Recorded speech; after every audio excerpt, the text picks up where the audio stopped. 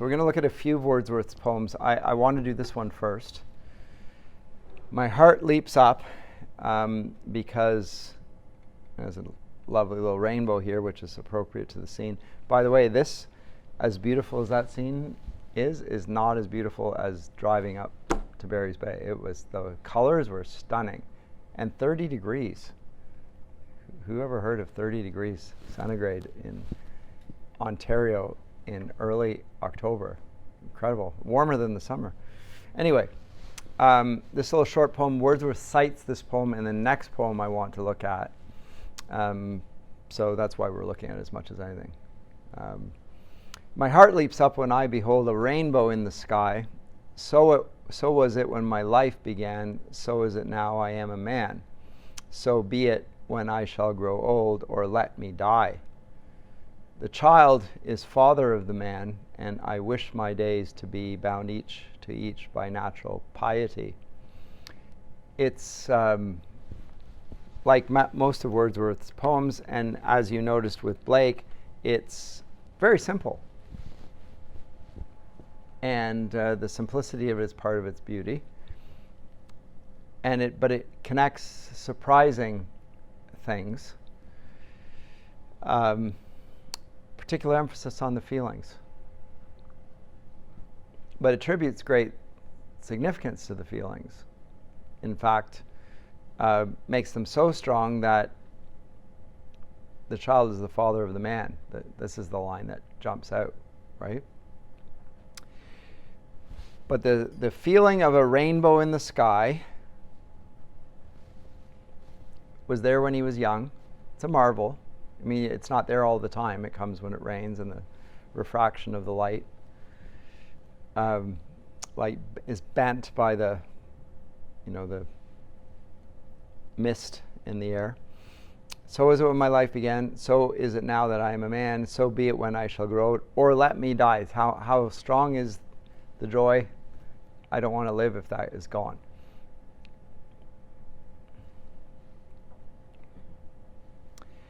And yet, so there's a sense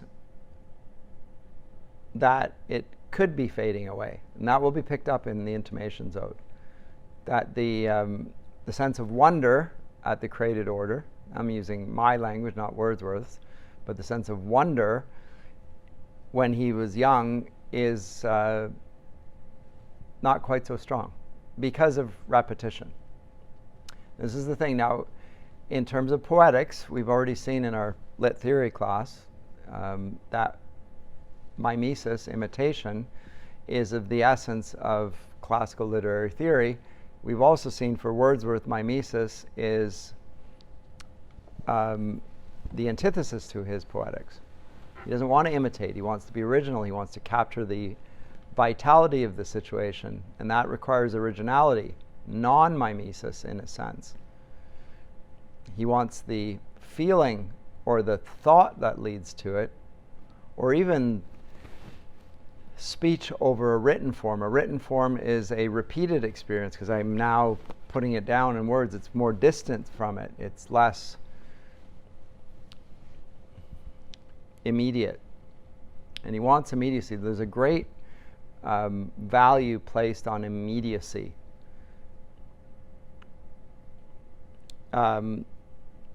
Which we get from experience, and an immediate experience. It's the intensity. Romantic art emphasizes intensity. If you listen to the music of Beethoven, it's very powerful.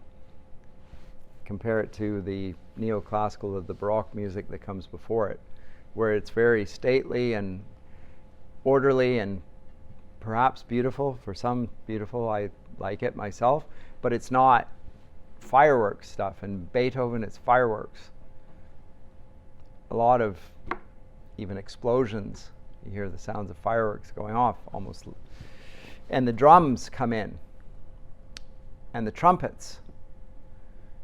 And so there's an ecstatic.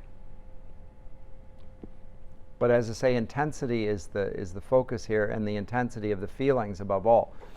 Now, this is not going to be, goes very much against classical poetics, and it also, to some degree, goes against the Platonic ideals, whereby Plato's critiquing the poets for appealing to the passions and not to goodness, truth, beauty, justice, which are more rational and contemplative forms. Poetry, from the classical perspective, is there to teach and to delight. But the delight is not supposed to be delight in the sense of intensity. Or there's nothing wrong with the intensity, but so long as the intensity matches the true objects that are worthy of being delighted in. Wordsworth, his object is nature, which suffices for him as an object of depiction.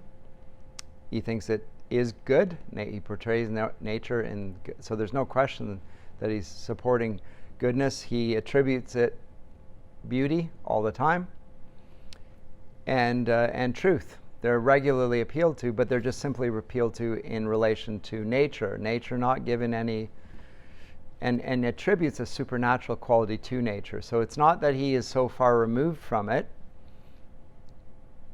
But again, no poet, classically speaking, describes landscapes and idealizes them in terms of beauty, truth, and goodness. But Wordsworth does.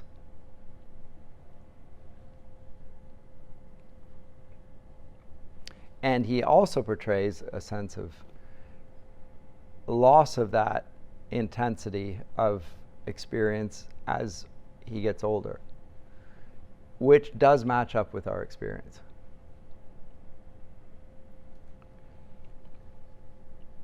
The novelty wears off of anything, and with the novelty, something of the wonder, the joy.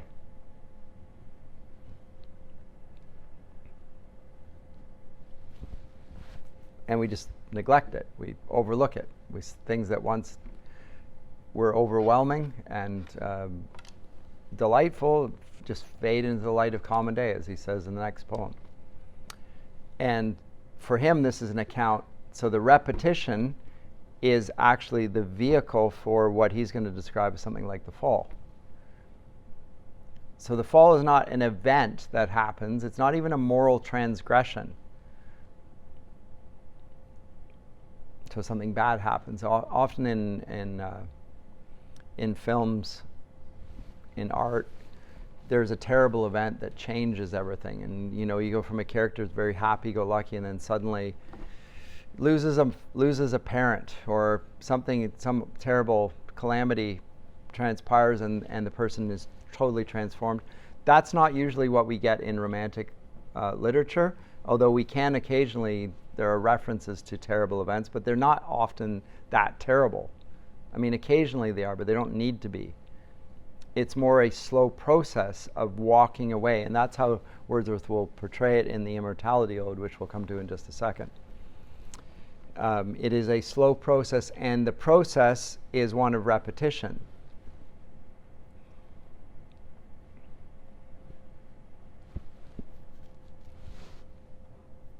And it seems to me that let me go to this, but note that the child then is the father of the man. That's how far he will push this, because the child's experiences are marked by delight. Children skip and sing and dance and hop, right? And they're literally hopping. You see them, and you see lambs do this as well in the field. They're gambling for no apparent reason either. Just suddenly it looks like, did they get bit by a flea? And because they just pop up, little colts skipping. Animals, and for no apparent reason. They're just excited by something. And for Wordsworth, this is the essence of poetry, is to capture that joy. Now, as I say, many writers, many readers find Wordsworth's attention to joy to be very moving. And he's onto something here. And his ability to focus on that and to see it and draw our attention to that is very good. It's profoundly moving. And in a sense it is, because we can relate to it. Retrospectively, we remember those instances. We might not remember them very clearly, and that probably depends on our experiences. If we suffered terribly as a child, maybe there's a difference there. But he cites it right at the beginning of this poem, Intimations Ode, Ode on the Intimations of Immortality. The full title is From Recollections of Early Childhood. Now, the mimesis, the recollection, could be seen as a form of mimesis, or at least the object of mimesis, because what he's doing is representing what he once experienced immediately.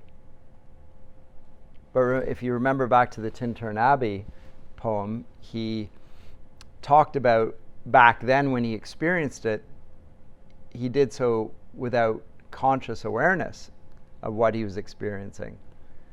To him, nature was all in all, he said, back then, and thoughtless. So, oh, that's delightful, but no abstraction, no sense of distance from it, no reflection on the beauty of the experience. It was just, everything's beautiful, and I take it for granted. There's always, everything's beautiful. And as he's got older, as that sense of beauty, which was overwhelming, now has retreated, so it's not so much, then there's a shadow that falls and a distance.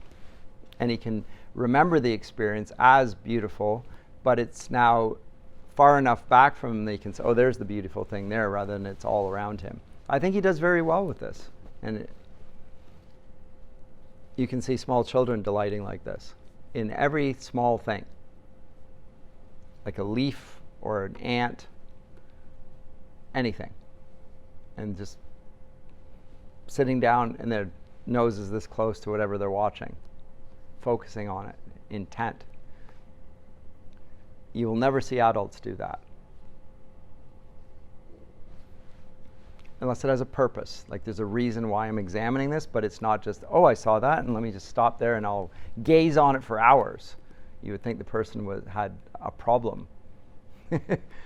Why are they looking at that so intently for that long? There's something, but a child does it, and well, okay, of course it's what children do. They haven't seen the ant and how ants do ant things, and this is really interesting. Watch them, and they're carrying little bits into they're very busy and fascinating stuff. The Immortality Ode, From Recollections of Early Childhood, displays the process that Wordsworth demonstrates in Tintern Abbey as well. There's an early childhood experience, or early childhood experiences, which aren't even really experiences per se, because they're, remember, innocence and experience, they're the impressions made in that age, which only later, as time passes, and he has no sense of the passage of time as a child, because a year seems like forever. Well, when you're one, it is forever. It's your whole life. Year 2, it's half your life. Year 3, it's a third of your life. And as you get older, the years seem shorter. They do. You'll know this already. As you get older, they get progressively shorter, I can tell you. So time goes quickly, because it's partly in comparison not to the length of the year, but to the length of your life. And the older you get, the quicker it goes. It's a comparative thing within your own, not the length of the year, but the length of your life. So we have the impression that things are happening more and more quickly. It's all a blur. But the day is just as long. It doesn't seem that way, however. And before you know it, life's passed you by. So you have to do something with it, and usually what you do with it is ignore something beautiful. I've already seen that, and I need to move on to something that's got my attention. And what's got my attention is usually something very mundane and actually not particularly interesting at all, and you pay no attention to beauty. So he's focusing on something that is very, from a human perspective, very important. And yet the thing that's so important is neglected.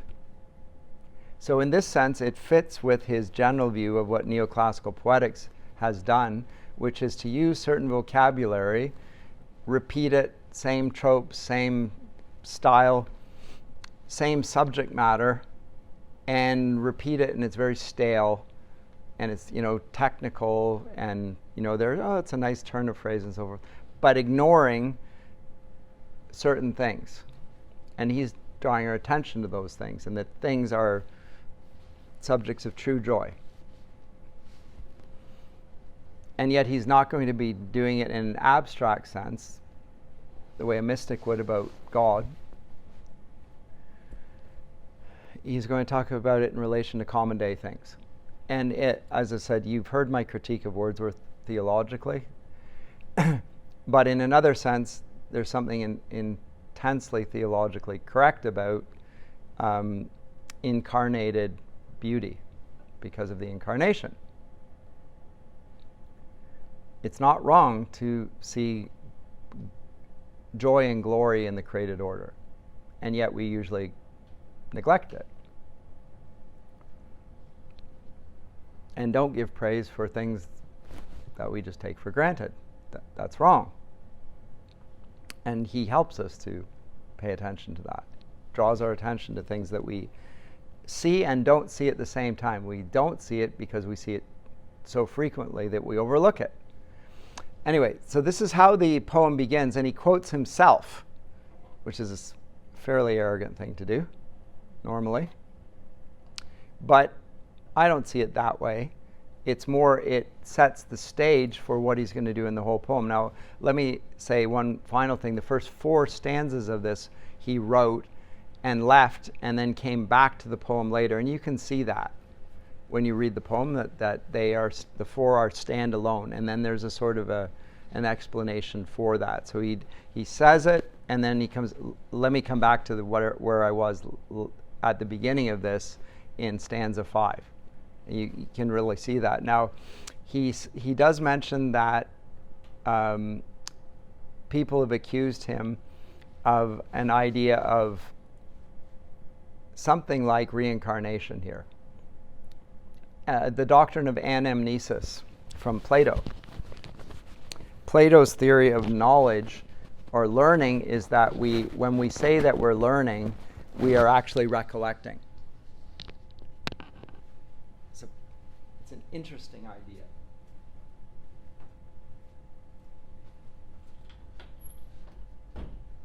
So, and there are different theories for how we come to learn things. One, if you're looking at John Locke, and the mind is a blank slate, like this whiteboard, or a tabula rasa, then learning is putting letters on the whiteboard. And that accumulated experience makes impressions, which we then associate, and that's what learning is. So there's nothing there, and then experience gives us things. That's one explanation. The associations, we connect the ideas and we start to form ideas out of them, and then we make other connections, etc., and draw inferences from all those experiences. But everything comes through experience, and that constitutes knowing. Experience. You can imagine that that's not going to be favorable to the Romantics, because experience is a bad thing, and that is learning, and so we're going to have to deal with this in a different way if we want to make the opposite conclusion. So what does he do? He proposes something closer to Plato, which is that when we learn, and we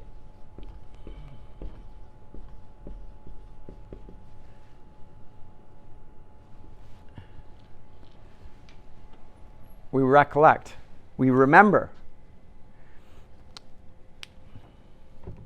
This is something like what Plato actually held.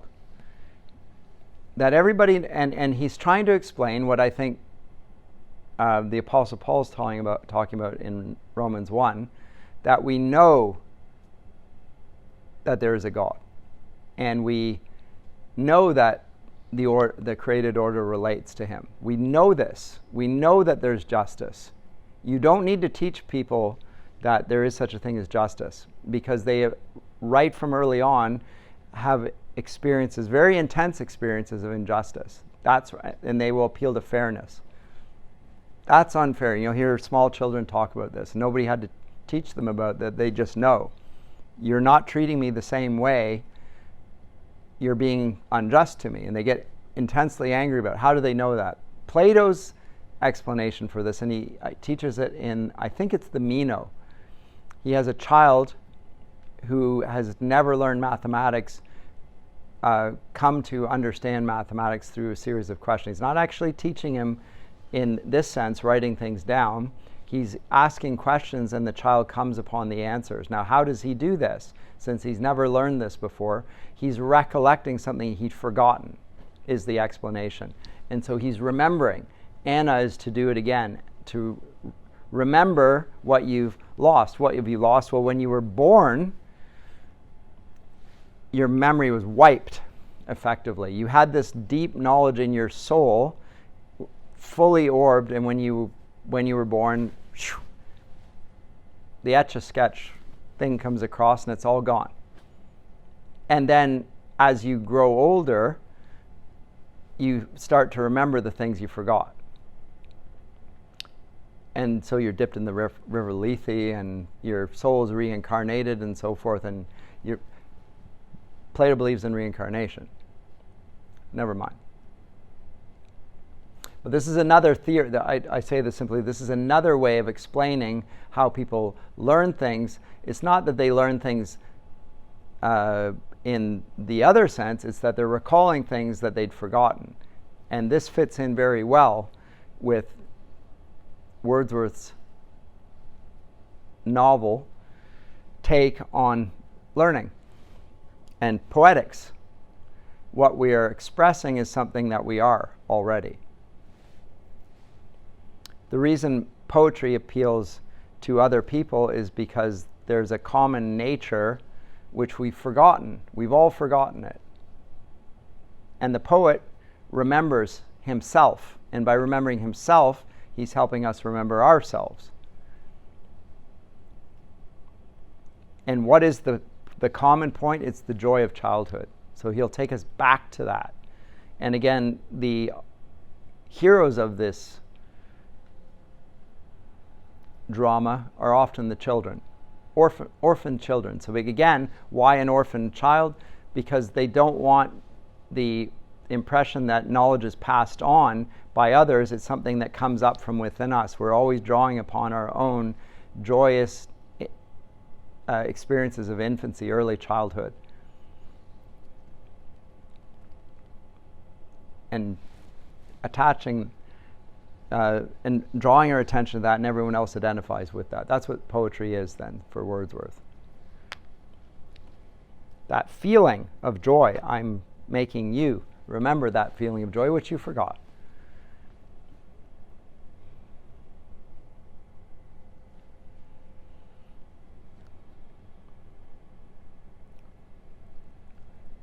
Whatever else it is, he's saying something really important. Is it actually an accurate portrait of what are the consequences of this theory? Those are other questions. We'll raise those in other classes. But for here, let's read the poem. But this is why he says the child is father of the man. Because the child knows better about joy than the man does, because the man's forgotten that. So how can the man teach the child something that the man no longer regards as important, that the child can talk about because he regularly communes with joy? He's his superior in this sense. He can teach him something.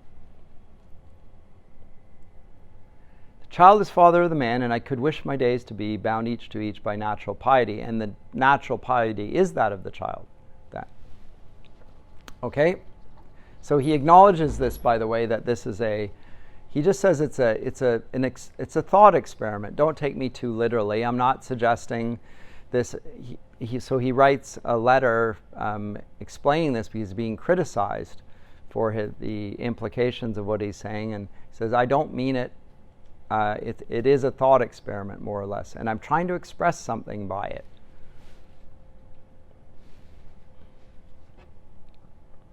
Anyway, so there was a time when meadow, grove, and stream, the earth, and every common sight, to me did seem apparelled in celestial light, the glory and the freshness of a dream.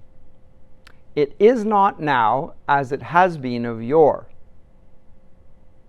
Turn wheresoe'er I may, by night or day, the things which I have seen, I now can see no more. So there's the dilemma in the first stanza, right there.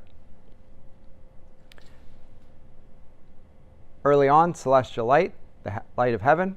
Now, can't see it. It's gone. So there's as I say, he puts it as this is the whole focus of the poem is on the first stanza. But the first 4 stanzas are coherent. They hold together. Anyway, the rainbow comes and goes, and lovely is the rose. Waters on a starry night are beautiful and fair. The sunshine is a glorious birth. But yet I know where'er I go that there hath passed away a glory from the earth. So he's still speaking as an adult. Yeah, the rainbow's there. It comes and goes. The rose is lovely. I'll admit that. But he doesn't attach any significance to it anymore. That is gone. Now, I still think that a rainbow is beautiful. A flower is beautiful. Yes, I'll just say, yeah, that's beautiful. And then you're moving on. You move on to the next thing. How do I look in this dress, sweetheart? Oh, you look great. Oops. That was a little too quick. A little too quick. Didn't even look up from the paper. Oh, you look great. Yeah, don't miss the significance of that. What did I say? You didn't even look. Okay. That's the point. Anyway, now, while the birds thus sing a joyous song, and while the young lambs bound, as to the tabor's sound, to me alone there came a thought of grief. A timely utterance gave that thought relief, and I again am strong. The cataracts blow their trumpets from the steep, no more shall grief of mine the season wrong. I hear the echoes through the mountains throng, the winds come to me from the fields of sleep, and all the earth is gay. Land and sea give themselves up to jollity, and with the heart of May doth every beast keep holiday. Thou child of joy, shout round me, let me hear thy shouts, thou happy shepherd boy.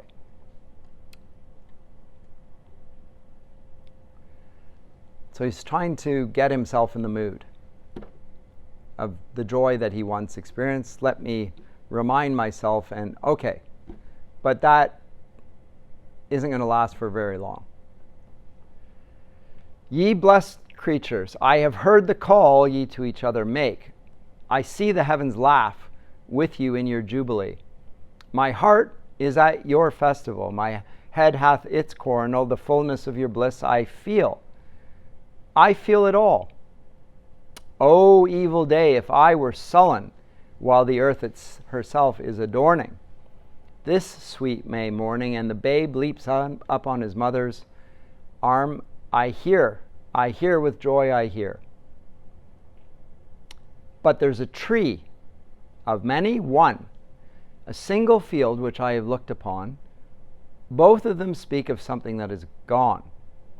The pansy at my feet doth the same tale repeat. Whither is fled the visionary gleam? Where is it now, the glory and the dream? So now he is, again, so he's recollecting. So he talks about the joy, the early childhood joy, and then the appearance of the joy, which he can still, rose, beautiful. Yes, I always thought it was beautiful, and I use the word beautiful. It's a beautiful rose.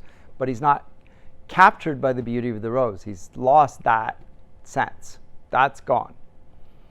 And now he's going to attend to the discrepancy between the word beauty applied to a rose. It's still beautiful, but I don't feel joy with the rose anymore. That's not there. Where did it go? Whither is it fled? Where is it gone? And he's going to attribute vast significance to this. Now, what he's talking about when he's talking about joy, something that is fleeting, something that is not common, it naturally pushes in the register, at least, of religious language, the apprehension of God, the joy of seeing God face to face. This is what religious writers will talk about.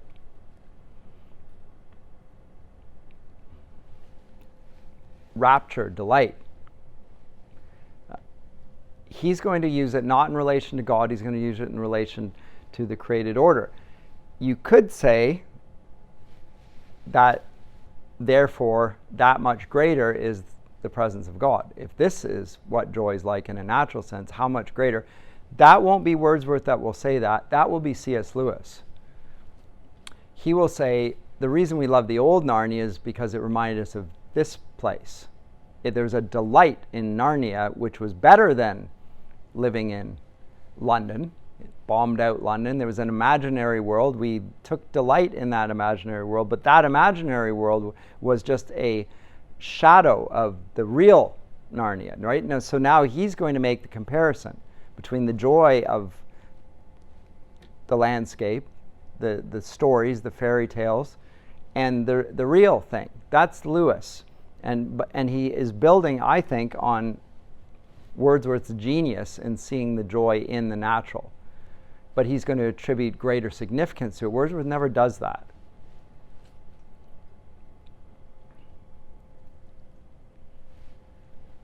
So here comes the explanation then, if you will.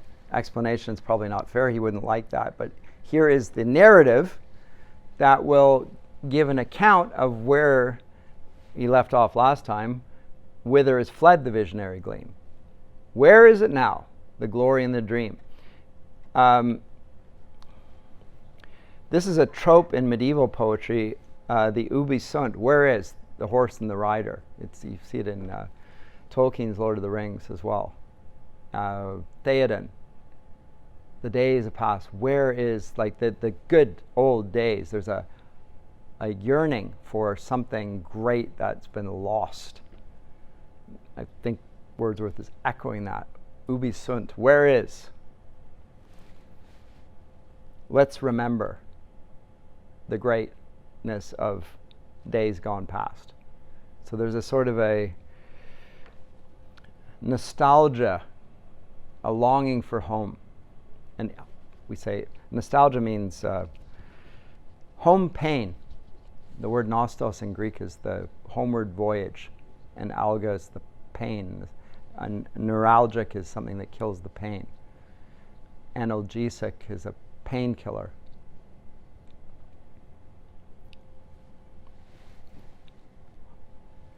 And aching. Well, what's the account?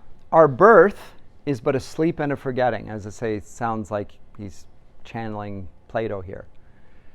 The soul that rises with us, our life's star, hath had elsewhere its setting, and cometh from afar, not in entire forgetfulness, and not in utter nakedness, but trailing clouds of glory do we come from God, who is our home. Heaven lies about us in our infancy. Shades of the prison house begin to close upon the growing boy, but he beholds the light, and whence it flows. He sees it in his joy. It's the joy that allows him to see. He sees it in his joy. The youth who daily farther from the east must travel still is nature's priest. Now we get further from the east, a sense of paradise. This is evoking the Garden of Eden. They're cast out of the garden. They're going east. They're moving away from paradise further and further, and it's a walk. Must travel still is nature's priest, and by the vision splendid is on his way attended. At length the man perceives it die away. and fade into the light of common day. So the mixture of metaphors here, or images that he heaps one after the next, all tend towards the same impression, which is the slow and gradual loss of joy.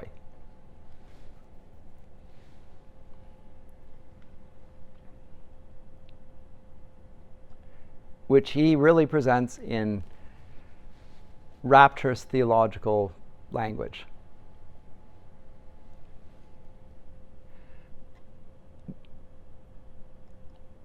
Behold the child. So he's going to come at it again. So there he did the whole, in the 5th stanza, he goes from the beginning to the end. From birth all the way to the man where it's all gone. He keeps coming back, and you'll note that this is a recurrence in the poem. It's not progressive. This happens, and then this happens, and then this happens. It's always going back to the starting point and getting to the end, and let's go back to the starting point, and this will be characteristic of Romantic poetics in general. They always take us back to the origin. I want to go back to originality. I want to go back to the origin. Let me go back to the source, because it's in the source that the vital, joyous moment is, and as the more I move from that, the more I lose from that. I can't build on it. I can't keep it. You can't, the fire can't be kept in the bottle. You have to keep going back to the fire. Returning to that original moment. Behold the child among his newborn blisses. So this is not the infant, now it's a child. And he's going to depict what he shows in with very short shrift here, that the boy grows and walks away and sees it die away. Okay, let's say more about the boy and how he does this, and the stages. Behold the child among his newborn blisses, a 6 years darling of a pygmy size. See, where mid-work or strife, this is a terrible translation, or a terrible version of this, because it keeps getting it wrong. I don't know what. We'll do this so that it does not miss. I just don't like having to have this.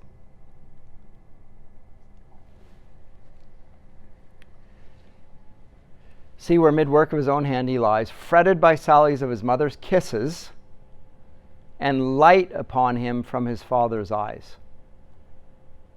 Mom's kissing him, the child's, stop, Mom, I'm big, Mom's delighting in the child is, stop distracting me. The father, he's the light of the father's eyes. It's the apple of his eye. See at his feet some little plan or chart, some fragment from his dream of human life. See, children will sit there and play, and they're playing life, and they're playing with little figurines. They might be realistic, they might not be, might have little sticks, and those are representing things. Doesn't matter, they're in this world. Shaped by himself with newly learned art. And what will that be? A wedding, or a festival, a mourning, or a funeral? And this hath now his heart. And unto this he frames his song, then he will fit his tongue. Next stage, to dialogues of business, love, or strife. No child thinks about business. That's not the They're not dreaming about business. They're not dreaming about love, and they're not dreaming about strife. They might be dreaming about conflict, battles, yes, but not strife. Those come with experience. That's part of the descent from things. That's a loss of joy then. Strife. Very carefully chosen word. As I say, it's not conflict. Little children will be very happy to have epic battles. Imagine that. That's not strife. It's there's a terrible disruption within himself and others. That's he gets through experience. But it will not be long ere this be thrown aside, and with new joy and pride the little actor cons another part. And all of it's playing a role, and it's all imitation. It's mimesis. The little actor cons another part, filling from time to time his humorous stage where he's making jokes and getting the adults to laugh. Because now he's doing what? He's imitating Dad. He's got the pose, or he's imitating the voice or whatever, and everyone recognizes that, and we're laughing. with all the persons down to palsied age that life brings with her in her equipage. And here's the song of lament here, or the note of lament, as if his whole vocation were endless imitation. So there is a sort of, as I say, Aristotle will say that imitation is natural to human beings because we take delight in imitation. Characteristic of human nature, Aristotle says. A Christian will say we take delight in imitation because we bear the image of God. So in a sense, we're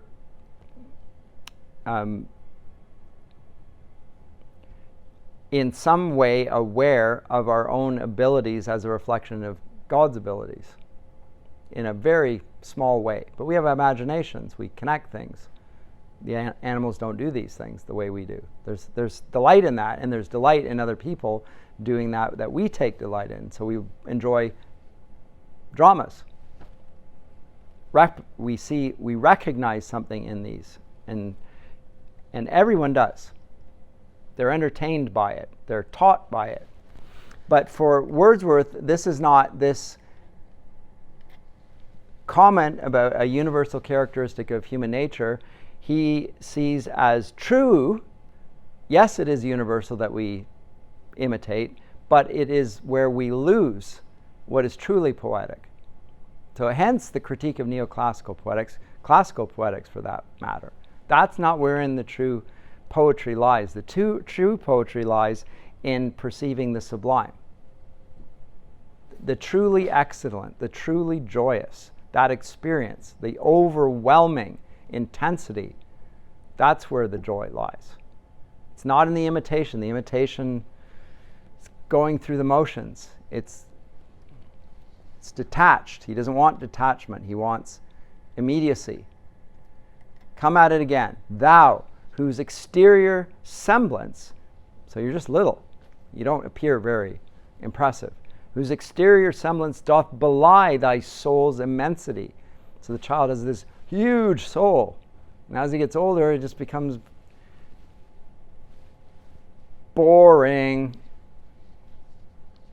Thou best philosopher, who yet dost keep thy heritage, thou eye among the blind, that deaf and silent readst the eternal deep, haunted forever by the eternal mind.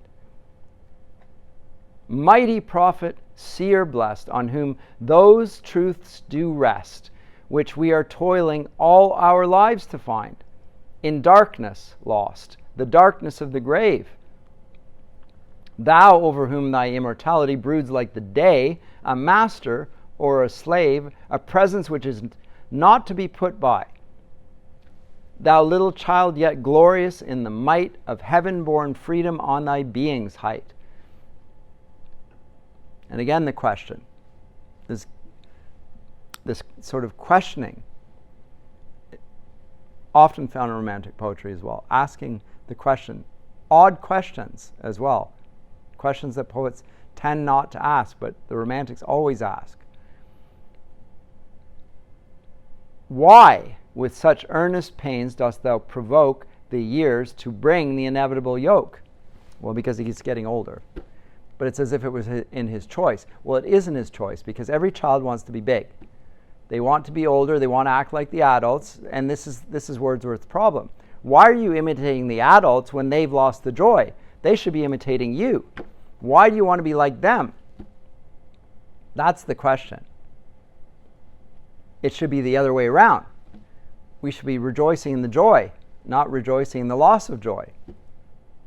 Because mom and dad are not joyous. The business world is not joyous. They do the same dull, stale thing over and over. You're not going to learn from them other than learn wrong.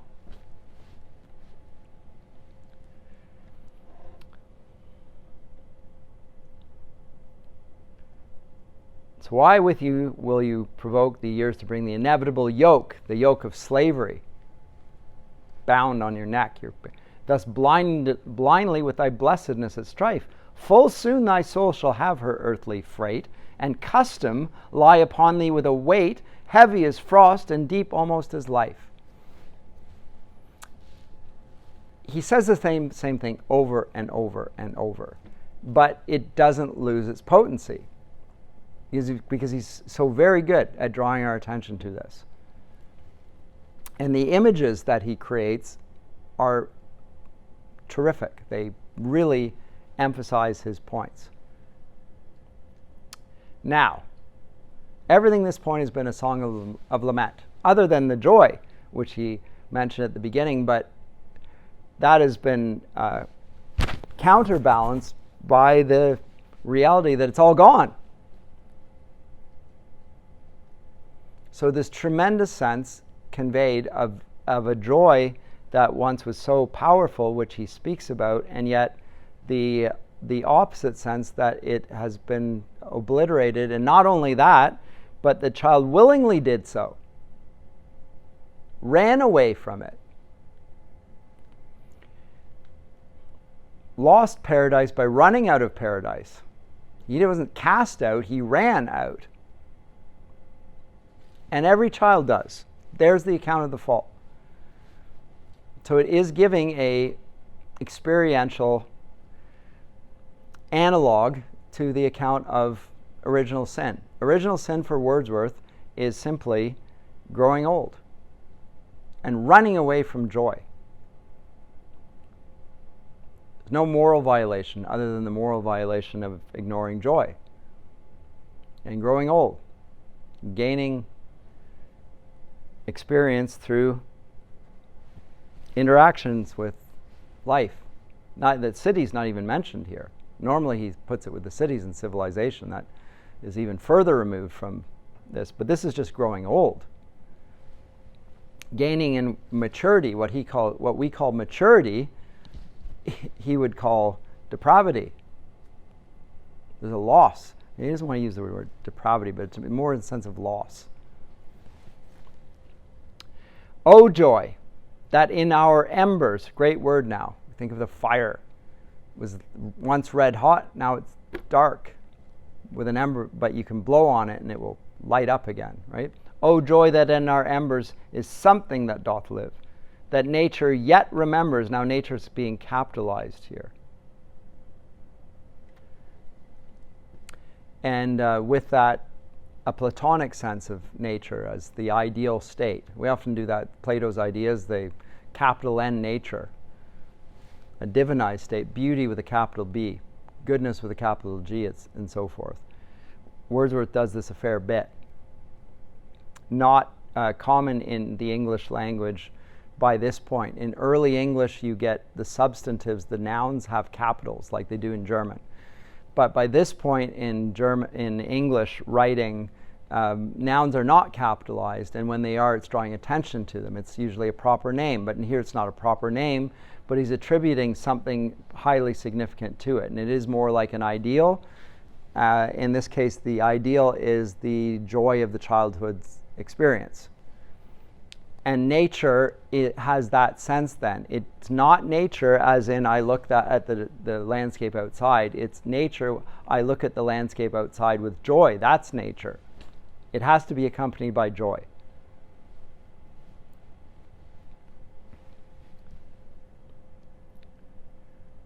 That nature yet remembers what was so fugitive. The thought of our past years, now he includes us in it, our past years, in me doth breed perpetual benediction, praise. Not indeed for that which is most worthy to be blessed, delight and liberty, the simple creed of childhood, whether busy or at rest, with new-fledged hope still fluttering in his breast. Not for these I raise the song of thanks and praise, but for those obstinate questionings of sense and outward things, fallings from us, vanishings, blank misgivings of a creature moving about in worlds not realized, high instincts before which our mortal nature did tremble like a guilty thing surprised. But for those first affections those shadowy recollections which, be they what they may, are yet the fountain light of all our day, are yet a master light of all our seeing, uphold us, cherish, and have power to make our noisy years see moments in the being of the eternal silence. Remember in Tintern Abbey, he keeps coming back to the silence. The silence is pregnant with meaning. It's not just quiet. He doesn't just hear quiet. He hears quiet with joy. That's the silence. It has that. But he only uses it silence, and he uses a long dash, but it's silence with rejoicing. Truths that wake to perish never, which neither listlessness, nor mad endeavor, nor man, nor boy, nor all that is at enmity with joy can utterly abolish or destroy. Hence, in a season of calm weather, though inland far we be, our souls have sight of that immortal sea which brought us hither, which can in a moment travel thither, and see the children sport upon the shore, and hear the mighty waters rolling evermore. He raises a song for what? Those obstinate questioning of sense and outward things. It's going to question that the reality is just the thing that we in everyday experience still acknowledge. That's not the reality. It's the joy that accompanies it. That's the reality.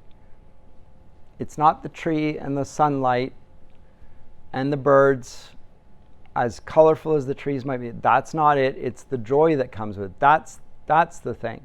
And what makes him rejoice is the fact that he questioned that isn't there more than this?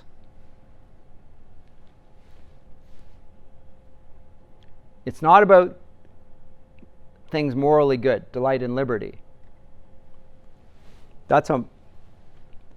We'll praise those in our philosophy classes and speak about them as a political reality and important to human nature. We'll talk about the freedom and delight and so forth, but it's not that in an abstract sense. It's the actual joy itself, which we can't even articulate. And he doesn't articulate. He just says, I can't express it, which it means he is expressing it. But again, it's a fit way of describing something that's gone as soon as you describe it. It's gone. But the joy, keeps pointing to the joy. It's a pretty, he has one trick, Wordsworth, and he's so good at it that you're not even aware that he's doing it.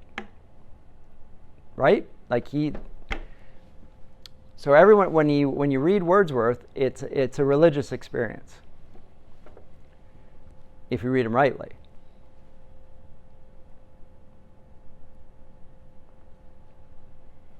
And he will attribute it to a power to make our noisy years see moments in the being of the eternal silence. So juxtaposition between noise and silence, which he does repeatedly in his poetry. Again, the cities are noisy places. There's a din. The din of cities I have felt in moments, of feeling on his pulses, in his blood, to the moment where he almost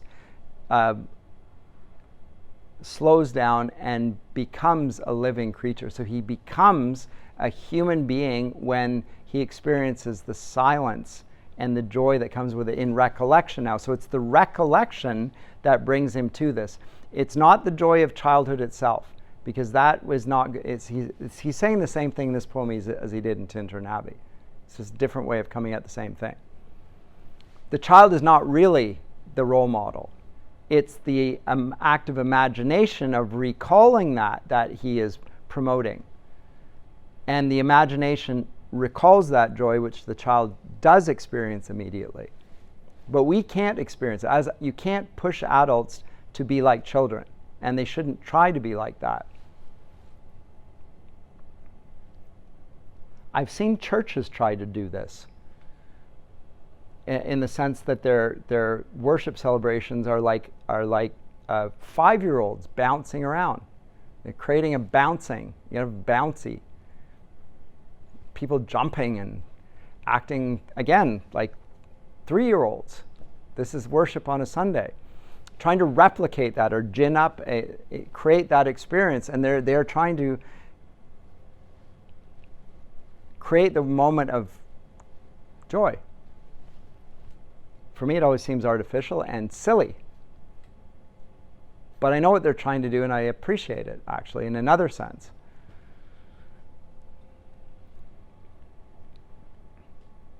I don't think to become as a child means to act like a child.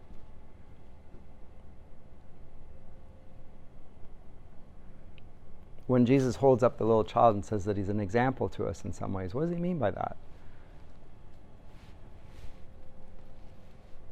Right? Unless you become like one of these. So Wordsworth is, I think, leaning into that. He is pointing to something of that. And there's something that's very good about this then. Hence, in a season of calm weather, now he's not talking about a season, he's talking about a time of life. And we're way away from the ocean. Inland far we be, our souls have sight of that immortal sea which brought us hither. So even when he's in London, even when he's in Cambridge, even when he's far away from the places where he once had these vivid childhood experiences, he can remember them. And through recollection, he can imagine that. And the imagination will be something that he can hold on. The adult can still imagine. And the imagination of the poet is what is the hallmark of the Romantic period. They place the heaviest weight possible on the imagination, but in relation to this, not just in general, but in relation to recapturing joy.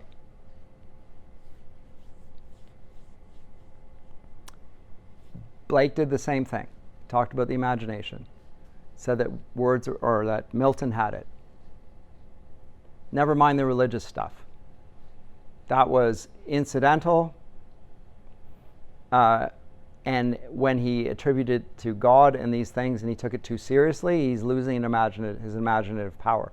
What became where he was really persuasive and created a real frisson of tremor in us was when he was describing the devil and the fallen angels, because he's a true poet and of the devil's party without knowing it. Does he mean that he was of the devil's party without knowing it? Yes, but that's where his imagination was most active.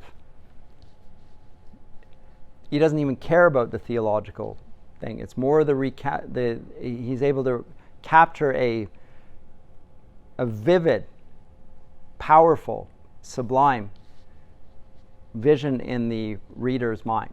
That's what he means. For Blake, the Bible does this quintessentially well. It's the great code of Western art. His phrase, the great code. It induces in us an experience of joy.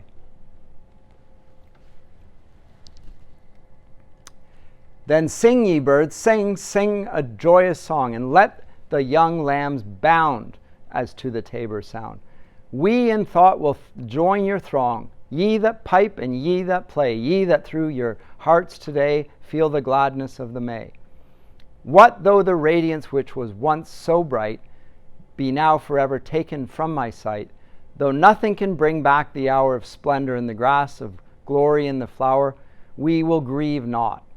Rather find strength in what remains behind, in the primal sympathy which, having been, must ever be, in the soothing thoughts that spring out of human suffering, in the faith that looks through death, in years that bring the philosophic mind. And O ye fountains, meadows, hills, and groves, forebode not any severing of our loves, yet in my heart of hearts I feel your might. I only have relinquished one delight, to live beneath your more habitual sway. I love the brooks which down their channels fret, even more than when I tripped lightly as they.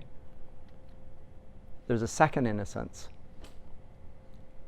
A second innocence better than the first. It's paradise regained. Milton talked about it. Wordsworth is playing upon it as well. But now it's not being in the presence of God, it's being in presence in the joy which has connotations of the presence of God, but Milton doesn't, or Wordsworth doesn't want to Christianize it.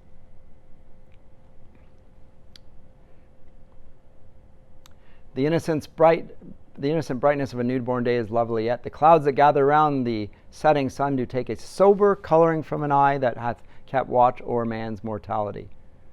Another race hath been, and other poems are one. Reference to Paul, the Apostle Paul, he runs the race for the prize. Secularizing Christian ideas, Christian language, putting it into the natural landscape. So it's not just supernatural and natural. M.H. Abrams talks about natural supernaturalism. He's correct. But it's Christian supernaturalism, naturalized, specifically Christian. And I think Abrams, who's very good on this, neglects the Christian aspects of it.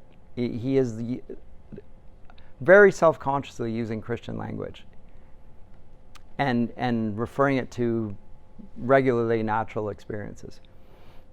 Thanks to the human heart by which we live, thanks to its tenderness, its joys and fears, to me the meanest flower that blows can give, thoughts that do often lie too deep for tears.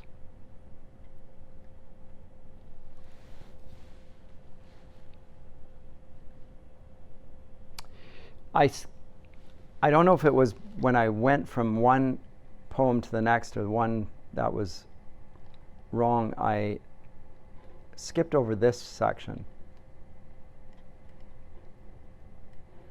So I thought to myself as I was standing up here, I thought, why did that not get, that's too big, emphasized? Can you see that, or is it behind? Okay. So nature we might associate with the earth, but earth is actually presented here as a jailer of sorts. So whenever we think Wordsworth, by referring to nature, is referring to the physical, visible universe, I always say it's a mistake. He's not talking about that. He's talking about something behind the natural and specifically related to the joy, and this makes it abundantly clear. Earth fills her laps with pleasures of her own. Yearnings she hath in her own natural kind, and even with something of a mother's mind, and no unworthy aim, the homely nurse. So the earth is referred to as a mother first, but then a nurse, and a nurse is somebody who nurses, as in gives suckle, in that sense. We associate the nurse now with the person who works in the hospital and so forth, but actually in older English, they'll speak of them as a wet nurse. We don't use that phrase anymore. Women whose job is to, guess what? Feed the babies. You're a wet nurse. Her ladyship does not want to be suckling the babies in public, but you can do it, nurse. There you go. The homely nurse doth all she can to make her foster child her inmate man. So look at this. Goes from a mother to a nurse to a foster child, so it's not even her own child, and now it's an inmate. So it's a degeneration. Very rapid. Like 4 images of the earth. Mother, nurse, homely nurse. It doesn't mean ugly, by the way. Homely means associated with the home. In North American English, homely is unattractive. In British English, homely is associated with all the delightful things of home. So it's a very positive image. But then the foster child, it's not her own child. So he's not of nature. No, because remember, he comes from heaven. So it's a foster child. And then in the end, it's an inmate. So it moves away more and more negative images.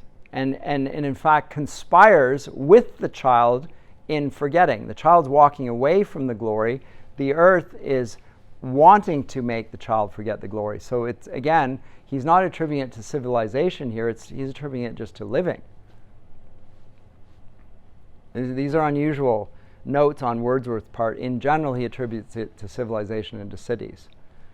But for this poem, it's simply everything contributes or conspires in bringing the child to forget the joy of youth, of childhood. She makes him forget the glories he hath known, and that imperial palace whence he came, makes him to forget heaven. I just wanted to draw your attention to those 4 attributes of the earth, I think important. So everything contributes to this. The child himself runs away from it and does so through by imitation. So imitation's not a positive thing, it's a negative thing. Characteristic of the Romantic poets is their critique of mimesis. And again, I mentioned Abrams, the mirror and the lamp is the illustration of it. The mirror is a representation, it's an imitation of something, to hold the mirror up to nature as 'twere, to show her true self, says Shakespeare's Hamlet. And Abrams says that the Romantic impression is the lamp, it's the light from within. I think it's a good way of capturing it as an illustration, but it's not quite accurate. It's not coming from within. The joy is everywhere, but it's not to be seen visibly. It's something to be perceived internally. That's what he means by the lamp. The light is something that you feel. And feelings aren't out there, feelings are in there. And so they keep talking about feeling and imagining. Anyway, I'm not even going to get to the next poem, but this one's worth it. Immortality Ode, along with Tintern Abbey, and the Prelude, if we were going to read it, which we're not here. I'll do that if we do Milton, the Romantics, and the Romantic Epic. We'll deal with that because it's just long. But those are I would say, the main poems to get a sense of how to understand Wordsworth best. This is it. So I am done.